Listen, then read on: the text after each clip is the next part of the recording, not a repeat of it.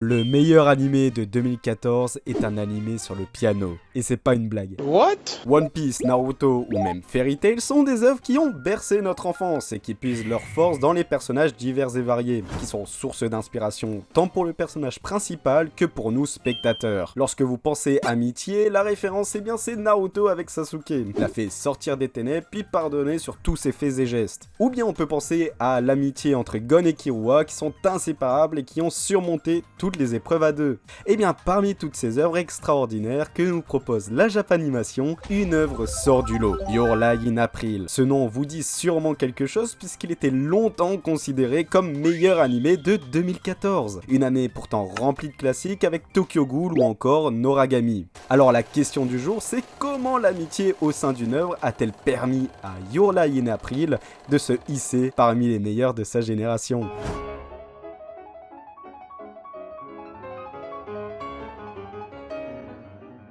Your Lie in April nous plonge dans la vie de Harima Kose, un jeune collégien tout juste âgé de 14 ans. On nous le présente comme le maestro de sa génération, mais le problème c'est qu'il ne trouve plus d'attache à pratiquer de la musique, en l'occurrence du piano. En effet, Kose possède un lourd passé qui en aurait fait stopper plus d'un. 3 ans, c'est l'âge auquel Kose a débuté le piano. À force d'écouter sa mère pratiquer, il se décide naturellement à jouer du piano. Sous les yeux de la meilleure amie de sa mère, Kose ne passe pas inaperçu. Il est tout de suite considéré comme un génie. Cette femme que vous voyez ici, c'est Hiroko. Elle pratique et enseigne à très grand niveau le piano. Et l'info ne va pas tomber dans l'oreille d'un sourd puisqu'elle va tout de suite prévenir la mère de Kose. Et les ennuis commencent à partir d'ici. Enfin, pas vraiment. Kose va pratiquer encore et encore avant de faire sa première prestation sur scène à l'âge de 5 ans. 5 ans. Je sais pas si vous vous rendez compte de la dinguerie, mais moi je regardais encore Dora l'exploratrice pendant que lui jouait du Mozart et du Beethoven sur scène. Bref, la machine est en marche et c'est le début du succès pour Harima Kose. Un point très important à souligner, c'est que la musique, au même titre que la peinture ou l'écriture,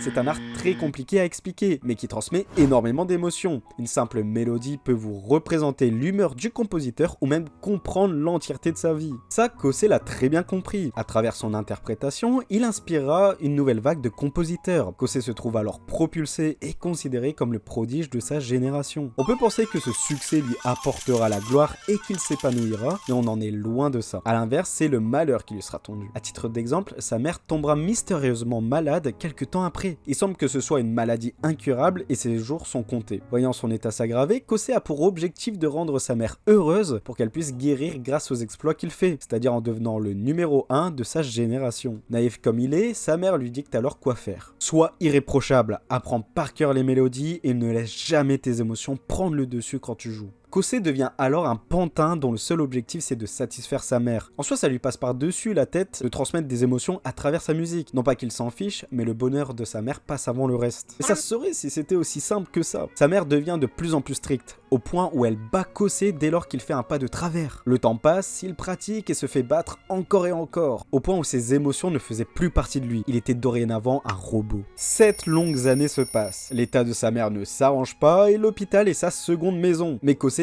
persiste encore et encore, jusqu'au jour où sa mère a une autorisation de sortie. Kose, heureux comme il est, elle laisse ses émotions prendre le dessus sur sa musique pour envoyer un message d'amour à sa mère. Mais elle était furieuse. Furieuse de voir que son fils ne jouait pas comme un robot, furieuse de voir que ces 7 longues années, il ne les a pas retenues. Et donc après sa prestation, il se fait de nouveau frapper. Mais c'était la goutte de trop. Kose vide son sac et rejette alors sa propre mère. Eh bien, vous voyez ces derniers moments passés avec elle? Eh bien, c'était les derniers. Quelques jours après, elle décède. Cette situation l'a traumatisé, pensant que la musique et sa personne n'ont attiré que du malheur dans sa vie. Il ne pouvait même pas aller s'amuser avec ses amis. Il s'est exclu dans le seul but de satisfaire sa mère, qui elle-même l'a rejeté et se trouvait dorénavant plus seul que jamais. Je sais pas si vous vous rendez compte de sa situation, il n'a que 12 ans et tout ce qu'il a fait, tous ses sacrifices, rien n'a porté ses fruits.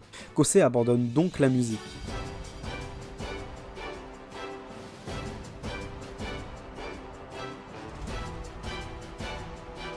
2 longues années se sont écoulées. On retrouve le Harima Kosei du présent qui a 14 ans et entre en 3ème. Avec son ami Tsubaki, Kosei est invité à tenir la chandelle entre son autre ami Watari et une nouvelle rencontre qui chamboulera sa vie, Kaori. Ce qu'il ne savait pas, c'est que cette personne, donc Kaori, va lui faire reprendre le piano et s'épanouir comme il ne l'a jamais été. Cette fille, Kaori, donc que vous voyez juste ici, on pourrait la qualifier de Némésis, au principe de la mère de Kosei. Je m'explique. Là où sa mère était pointilleuse, Kaori ose. Elle laisse entièrement ses émotions parler, quitte à réinventer la musique qu'elle interprète. Bref, ça représente parfaitement le Kosei d'origine. On le voit clairement qu'il est admiratif, qu'il souhaite jouer avec elle, mais qu'il s'empêche à cause de son passé brutal. Les jours passent et Kosei obtient une proposition de duo de la part de Kaori, comme si tout était planifié. Elle est persuadée que Kosei souhaite au fond refaire de la musique, et un ami se doit de pousser un autre à faire ce qu'il aime. Il a accepté avec difficulté, mais admiratif comme il est, ce sera sûrement un moment inoubliable. Et ça n'a pas manqué. L'engrenage est en marche entre la spontanée et l'académique. Plus personne ne peut les arrêter.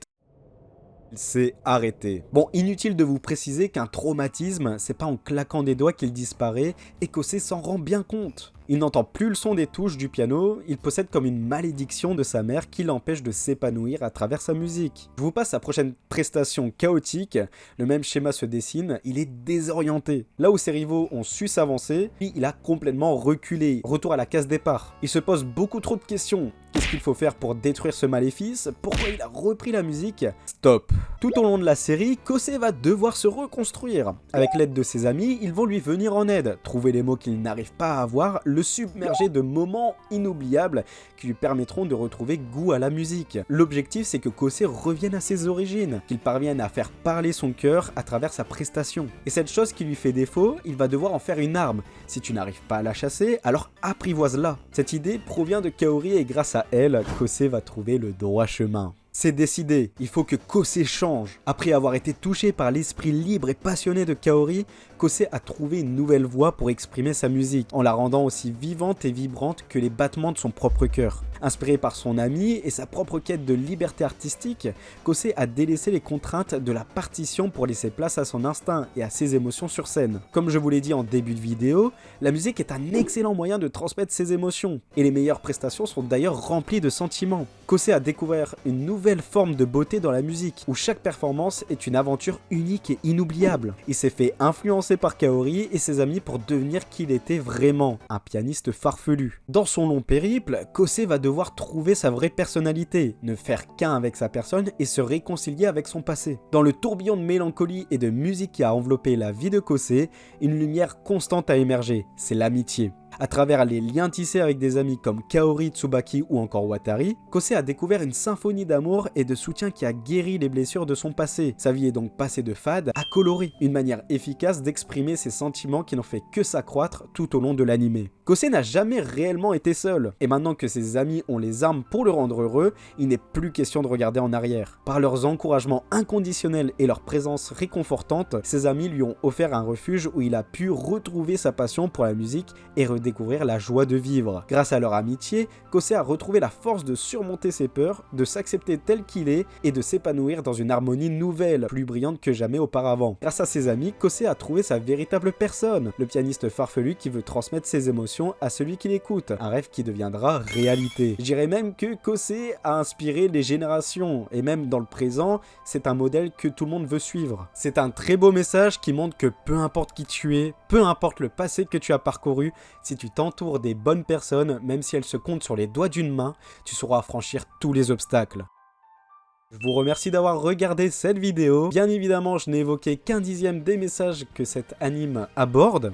Your Lie in April, c'est avant tout une œuvre riche qui transmet énormément de valeur. Et je voulais simplement rendre hommage à cet anime trop sous-coté. Vous l'aurez compris, cette vidéo est à but introductif, pour vous donner envie de voir l'anime. Faites-moi confiance, il en vaut vraiment le détour. Dites-vous que j'ai tellement aimé cet anime que j'en ai pleuré alors que pourtant je suis un hunter. Non vraiment, j'ai fait exprès de pas tout évoquer pour vous laisser ce plaisir d'aller voir cet animé. Le but étant d'en faire la promotion, il vous influencera très certainement. Bref, on se retrouve dans pas longtemps pour une nouvelle vidéo. 2024, c'est mon année, on va charbonner. Merci d'avoir apprécié la vidéo et on se dit à la prochaine sur les mers.